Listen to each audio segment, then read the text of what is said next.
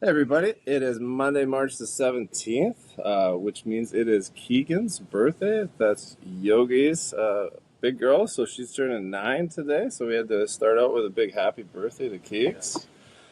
We had a good weekend here, especially Shilks. Shilks Saturday got to be in compete in the 9th annual Shad Master fishing tournament, right? Yeah, it was a beautiful day on Saturday, kind of a southern tradition.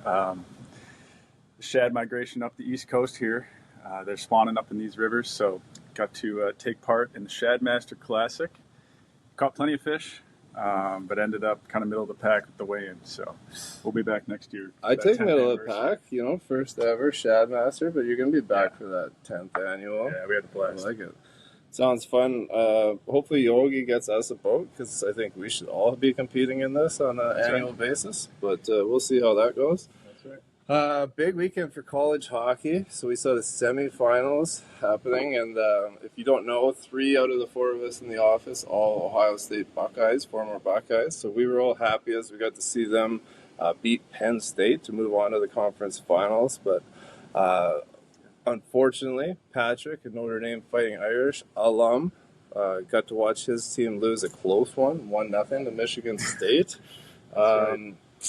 Yeah, cool overtime win for the Bucks. Yeah, and then sets up next weekend, right? Yeah, so we get to see that Michigan State, Ohio State, Big Ten final.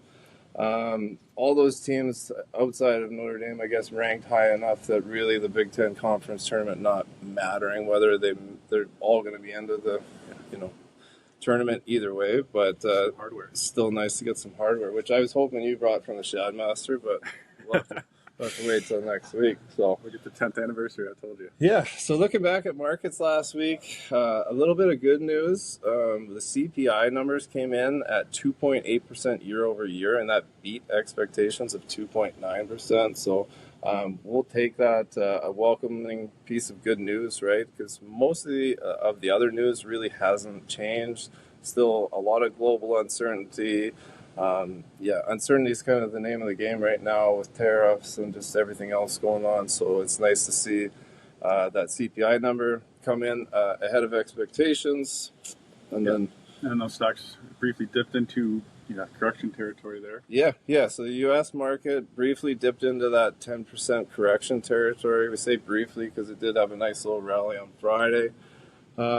But still kind of hovering around that 10%. And then we saw another week of international outperformance last week. So hopefully, owning a nice globally diversified portfolio is the way to go, obviously. But so this week coming up, we've got the Fed press conference to look forward to.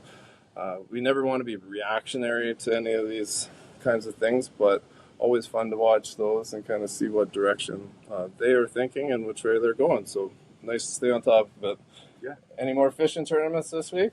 No, that's it for now. Yeah. We're in back to it. Week 4 of our reviews. It's been a lot of fun.